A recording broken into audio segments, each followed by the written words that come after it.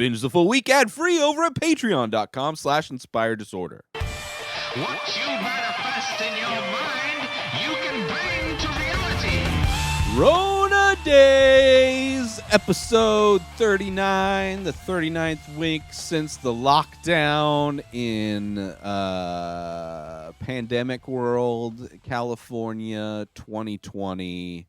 It's crazy that all of this started in March, and now here we are approaching the end of 2020, halfway through December, and you have, despite Trump losing the election, almost seemingly daily that Trump loses the election, you have Trump rallies and protests going on, which is kind of pathetic to see. I mean, they're so small. I mean, what we've gotten this year, we got to see how many people there are really in the, when we had the Black Lives Matter protests. We got to see like what real protesting looks like, what real groups of people look like when they're angry, like kind of the giant portions of our population when they're out on the street. And then you see these Trump rallies, and it's like it's the saddest, most pathetic thing. Like, I don't know what they're trying to do. They're like, I can't remember a time ever where a group of people have gone out to do rallies and protests for a president, their president that lost the election.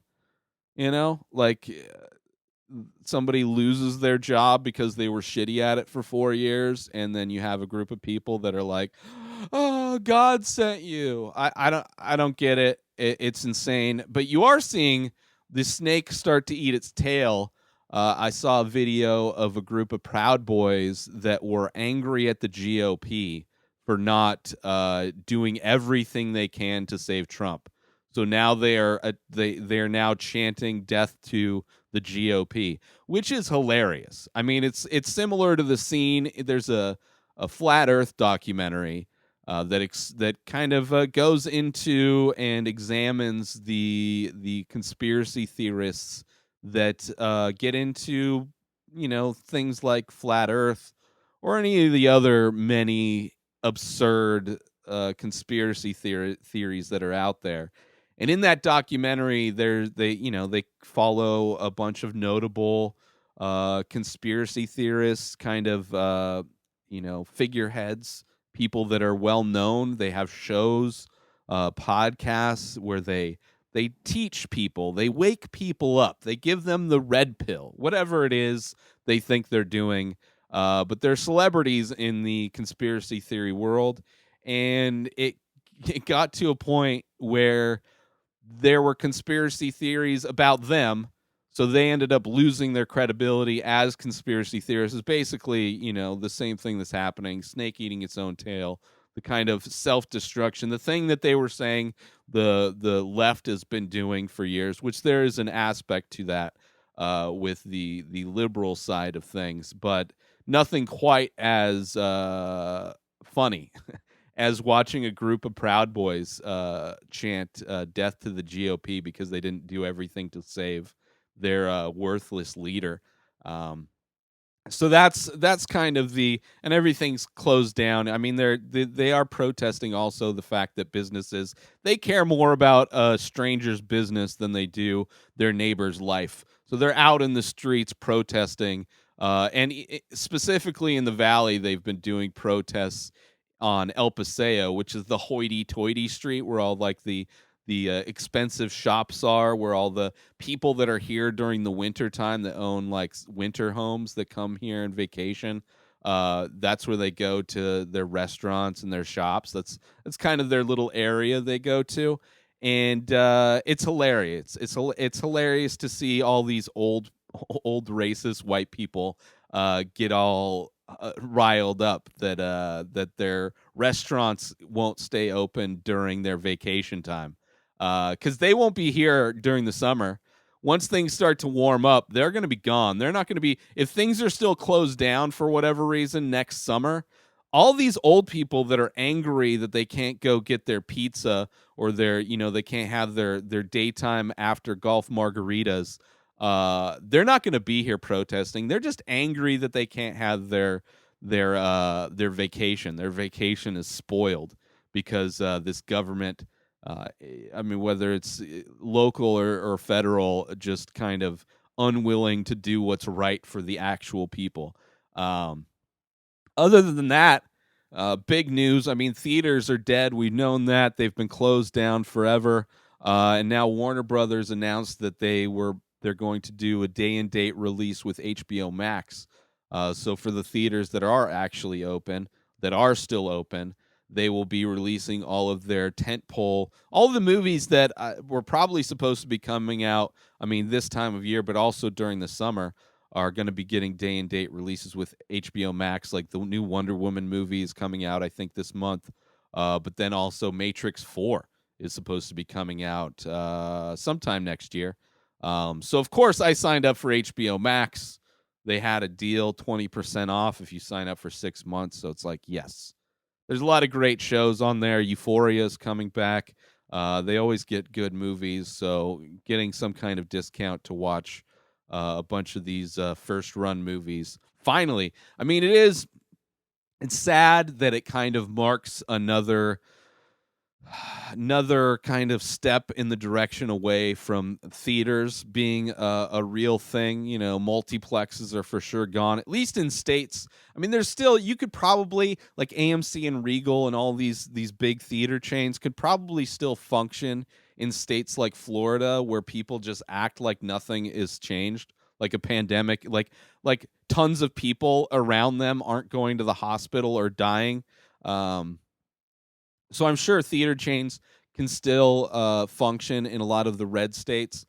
But as far as in California, New York, and things like that, I think the death of the kind of the multiplex is gone. Which it's sad, but also it's not like movies are dead. It's just the way in which movies were presented in a public space is dead. Drive-in theaters, I think we're going to see an evolution in drive-ins. I mean, drive-ins not only are being used for movies, but also stand-up and music performances. I think we're going to see kind of a rise in drive-in kind of technology, the way movies and things are displayed at drive-in theaters. I think the idea of the multiplex will change. I think the idea of going to a movie theater will be a different experience. I don't think you'll be surrounded by strangers necessarily. Maybe there will be. Maybe there'll be like a giant screen. Like you'll go, let's just say, like if a theater, if I had a budget, if I had the capital, if some big bank was like, "Hey Ray, we know you love movies and you got some ideas. Here's an unlimited budget. It's not going to take that much money, I'm sure. Here's an unlimited budget. Redesign the experience of movie going for the Rona days, the post pandemic world that we're living in." And I would say maybe you have one giant screen, right, where the public can go if you have the vaccine or whatever, if you want to take the risk to go into a giant public space, just so you can get, that experience of watching big, giant movies with a theater full of people, which is an experience that you can't really replicate, right? But then, instead of having a bunch of big theaters, then you have a bunch of small theaters, right? A bunch of small, like basically you walk in and it's almost like you're walking into a rich person's screening room that they might have at their own mansion, right?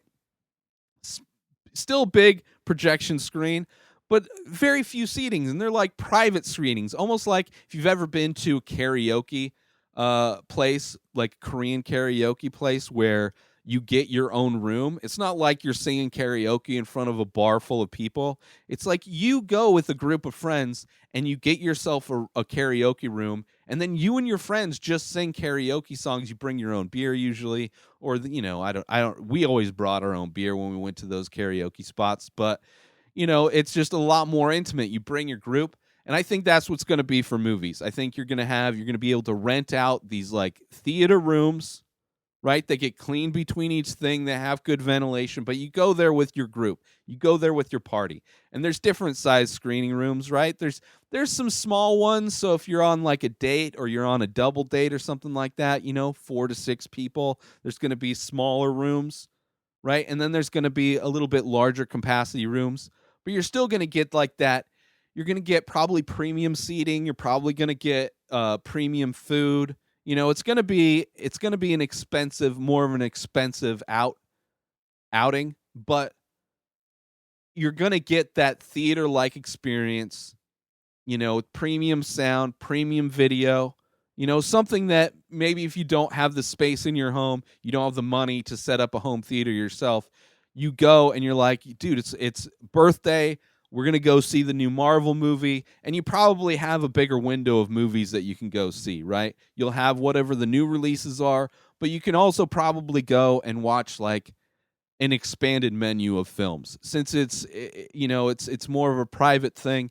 it, that's what I would say the kind of movie going experience will be more private, smaller groups, more specialized. I think that would be kind of what the potential evolution of going out to see a movie. And then, just different ideas for like maybe doing different pods or box seating in a giant movie theater to kind of have like more of a hybrid experience between having a theater full of people. You can still hear them laugh, but you're in a self-contained bubble within that giant arena or theater space, to where only you and your party are kind of in a contamination space. I don't know. Those would be my ideas for what potentially could happen with movie theaters. I'm not scared about businesses dying, right? Like if you can't evolve, if your business, if for whatever reason can't sustain itself because of a changing world, that's why I don't like the government bailing out all these businesses. I think if they can't survive, they should die, because it's not like people aren't constantly having the ability to replace these things with new and better changes. That's when you're going to get the biggest changes. When the old thing dies off, you get rid of it, and the new thing takes what worked and new ideas and molds them instead of trying to change some old thing. Yeah. So it's sad, but I love movies. I like watching. I don't have a big home theater set up anymore. I used to. I would love to have one again, but I'm just glad that new movies will be kind of released more regularly on streaming services. And that's going to upend, I think, a lot of business deals. I think it's going to upend a lot of how movies are financed and promoted. But also, I think the deals that they make with these streaming services are probably going to change too. It's going to be interesting. But as somebody that loves movies, it's just like movies aren't going anywhere. It's not getting rid of movies. It's just getting rid of a way we used to watch movies. Potentially, I mean, they could come back. You never know. Sign up for Ting's cell phone service. They have super cheap cell phone plans. You only pay for what you use, and you get $25 for credit when you go through my link, inspireddisorder.com/Ting. Use that $25 for your bill for a new phone. If you already have a phone, bring it on over. I love Ting. I've been using them for years, and I think you'll love them too and love saving money. Get yourself $25 in credit. Go through my link, inspireddisorder.com/Ting. New episodes of The Ray Taylor Show come out every single day. Subscribe on IGTV, YouTube, and everywhere else podcasts are found. Binge the full week ad-free over at patreon.com/inspireddisorder. Buy Ray Taylor Show merch over at inspireddisorder.com and follow the show on Instagram at Ray Taylor Show. Have a wonderful day, everybody. Peace out!